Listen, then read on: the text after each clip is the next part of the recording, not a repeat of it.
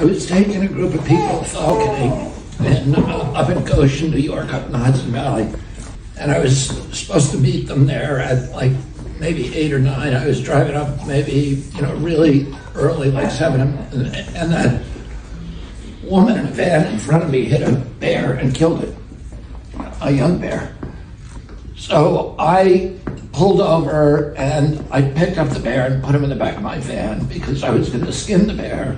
And it was very good condition, and I was going to put the meat in my refrigerator. And you can do that in New York State. You can get a bear tag for a roadkill bear. And so then we went hawking, and I had the bear in my car. And then we had a really good day, and we went late. We were catching a lot of game, and the people really loved it, so we stayed late. And instead of going back to my home in Westchester, I had to go right to the city because there was a dinner at Peter Luger's Steakhouse. And at the end of the dinner, it went late, and I realized I couldn't go home. I had to go to the airport. And the bear was in my car, and I didn't want to leave the bear in the car because that would have been bad. So then I thought, at that time, this was a little bit of the redneck in me. There'd been a series of bicycle accidents in New York. They had just put in the bike lanes. And saw a couple of people had gotten killed, and it was every day, and people had gotten badly injured. Every day it was in the press. And so I thought, I wasn't drinking, of course, but people were drinking with me who thought this was a good idea.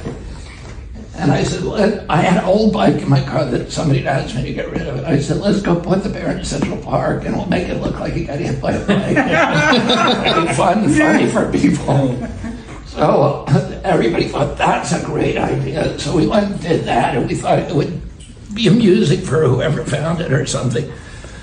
The next day, it was like, it was on every television station. It was the front page of every paper, and I turned on the TV, and there was like a mile of yellow tape, and there were 20 cop cars. There were helicopters flying over it. And I was like, oh my God, what did I do? And then there was some people on TV in tie-back suits with gloves on lifting up the bike, and they were saying they're going to take this up to Albany to get it fingerprinted. Uh-oh. And I was worried because my prints were all over that bike. Luckily, the story died down after a while, and